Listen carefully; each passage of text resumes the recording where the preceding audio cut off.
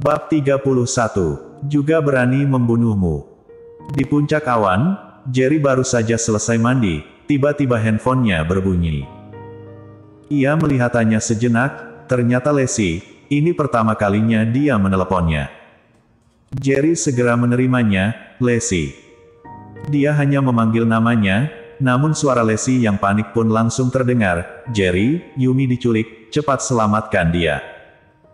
Setelah menerima telepon dari Sweetie barusan, Leslie langsung panik tidak tahu harus berbuat apa, tiba-tiba sosok Jerry pun muncul di kepalanya. Jangan panik, aku akan mencarinya sekarang, beritahu aku semua yang kau tahu. Saat berbicara, Jerry sudah mengenakan pakaiannya dengan ceat, dan berjalan keluar dari villa. Leslie memberitahukan semua yang dikatakan oleh Sweetie pada Jerry. Charles, ikut pergi bersamaku.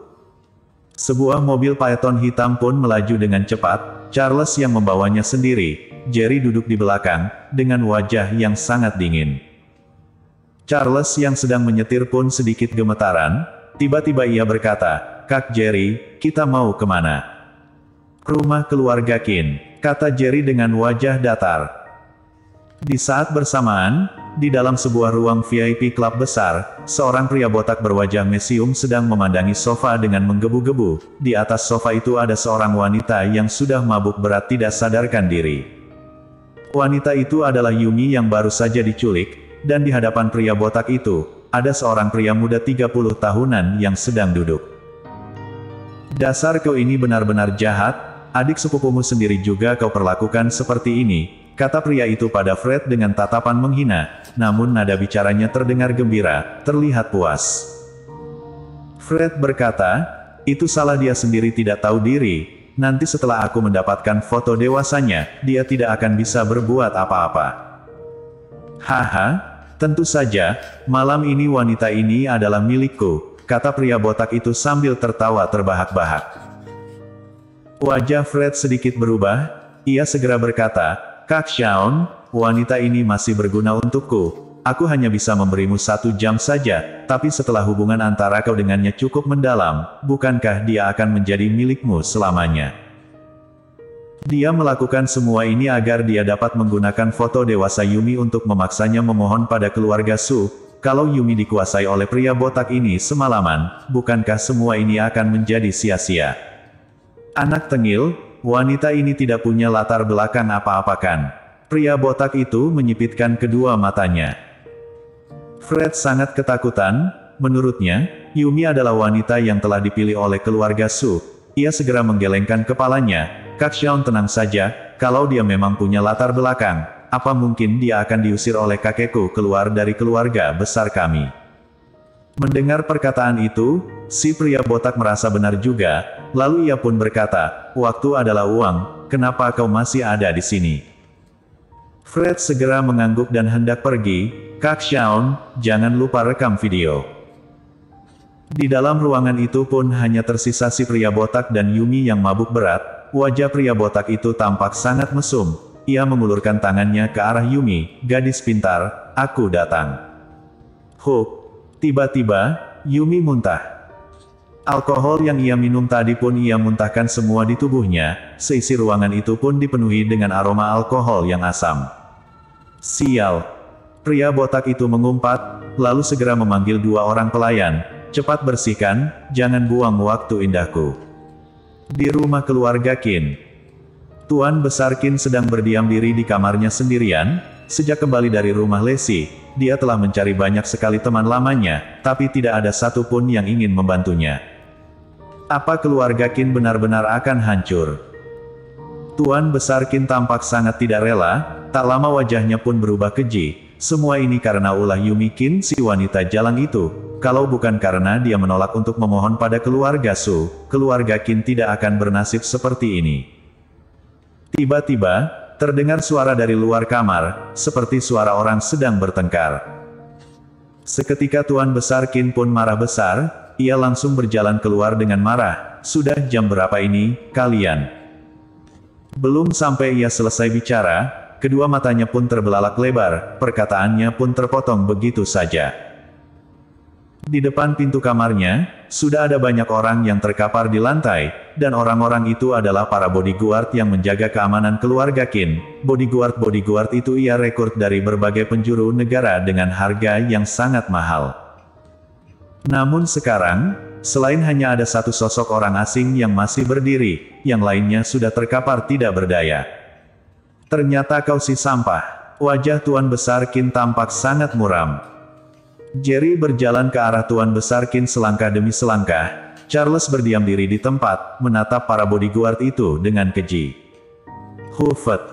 Tiba-tiba, sebuah angin yang kuat bertiup. Seketika Jerry tiba di hadapan Tuan Besar Qin, lalu mencekik lehernya. Wajah Tuan Besar Qin langsung berubah, nafasnya hampir berhenti. Kalau sampai terjadi sesuatu pada Yumi, aku akan membuat keluarga Qin kalian lenyap, kata Jerry dengan penuh kebencian. Baru saja selesai bicara, Jerry langsung melemparkan tubuhnya. Tubuh Tuan Besar Qin pun seperti layangan putus, dan terjatuh keras di lantai. Uhuk, uhuk. Tuan Besar Qin pun langsung batuk keras. Seluruh orang di rumah keluarga Qin tercengang, apa orang tua pun tidak akan dia lepaskan. Kau, beraninya kau menyentuhku. Tuan Besar Qin marah besar. Drap, drap, drap. Jerry berjalan selangkah demi selangkah ke hadapannya, lalu mengangkat kakinya, dan langsung menginjak dada Tuan Besar Qin, menyentuhmu. Aku juga berani membunuhmu, apa kau percaya? Lalu, sebuah kekuatan yang sangat besar pun terasa di dadanya. Tuan Besar Qin merasa dadanya sangat kesakitan dan sesak. Sampai saat ini barulah dia menyadari, Jerry benar-benar berani membunuhnya. Sekarang telepon Fred, suruh dia untuk mengantarkan Yumi kembali. Dalam 10 menit, kalau aku masih belum melihatnya, kalian akan membereskan mayatnya, kata Jerry sambil melepaskan injakan kakinya. Meskipun dia sangat ingin membunuh si tua ini, tapi bagaimanapun dia adalah kakek Lesi. Dasar sampah, apa kau berani coba-coba menyentuh putraku? Tiba-tiba seorang wanita parubaya berteriak pada Jerry. Jerry mengerutkan alisnya, tampar mulutnya. Plak. Baru saja selesai bicara, sebuah suara tamparan yang sangat nyaring pun terdengar. Saat seluruh anggota keluarga Qin masih belum menyadarinya, mereka pun telah melihat Charles menamparkan wanita itu. Charles dulu ikut berperang dengan Jerry di medan perang, kemampuannya sungguh sangat besar, tamparannya itu, langsung membuat sang wanita jauh pingsan. Seisi ruangan pun terdiam.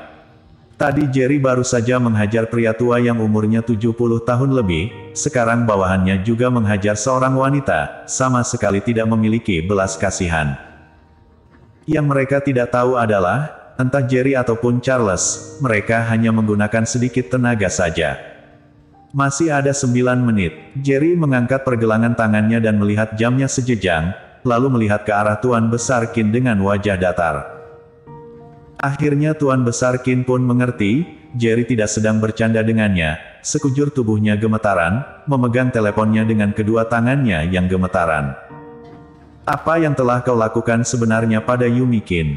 Dalam 9 menit, kalau kau tidak membawanya kembali dengan utuh tanpa kurang sedikit pun, tunggu saja kematianmu. Baru saja Fred menerima telepon itu, ia langsung mendengar suara teriakan dari Tuan Besar Qin. Ia berkata, kakek, aku akan bisa menyelesaikan tugasku segera, tapi Yumi saat ini masih tidak bisa pergi. Sial, aku memerintahkanmu, segera bawa Yumi kembali sekarang. Meskipun Tuan Besar Qin tidak tahu apa yang dilakukan oleh Fred, tapi mendengar perkataan Fred, ia pun tahu bahwa Yumi sedang berada dalam bahaya. Segala tindakan Jerry di rumahnya ini sudah jauh lebih parah dari apa yang ia bayangkan. Ia tahu, kalau sampai terjadi sesuatu pada Yumi, jangankan keluarganya yang lenyap, bahkan dirinya sendiri pun juga akan dibunuh. Rasa takut yang sangat dalam pun berkobar di dalam hatinya.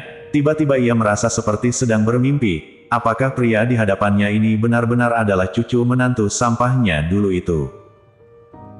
Fred berkata, kakek, Yumi ada di mansion nomor 1, kalaupun dengan pesawat, dalam 9 menit, juga tidak mungkin bisa kembali. Tugasku akan segera selesai, kakek tidak usah memikirkannya lagi, aku pasti akan membuat kakek puas.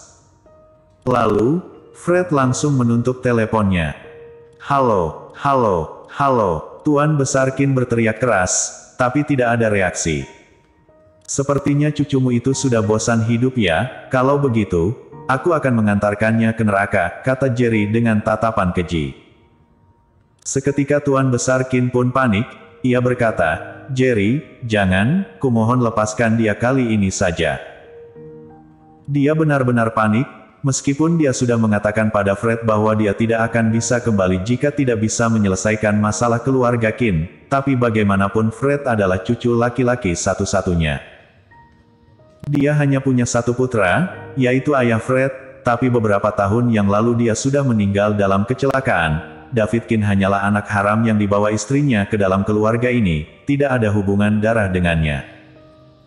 Di seluruh keluarga Qin, hanya tersisa satu keturunan kandung saja, yaitu Fred. Kalau dia mati, silsilah keluarga Qin akan benar-benar putus. Kalau begitu sebaiknya kau berdoa saja, jangan sampai terjadi sesuatu pada Yumi, kata Jerry dengan dingin, lalu berjalan pergi. Tunggu. Tuan Besar Qin tiba-tiba teringat akan sesuatu, ia segera berkata, kata Fred, Yumi ada di mansion nomor 1, dari sini ke sana, dalam keadaan normal perlu 20 menit, tapi sekarang malam hari, tidak ada banyak mobil di jalanan, kalau cukup cepat, dalam 10 menit, benar-benar bisa sampai. Charles, kita pergi. Mendengar hal itu, Jerry pun segera berkata pada Charles. Mobil Phaeton hitam pun melaju cepat bak kilat di jalan raya. Perjalanan yang semestinya ditempuh dalam 20 menit, Charles dapat mencapainya hanya dalam waktu 8 menit saja. Ciit. Ban mobilnya bergesekan dengan permukaan jalan, setelah melakukan drift, mobil mereka pun berhenti di depan pintu Mansion No. 1. Bersambung.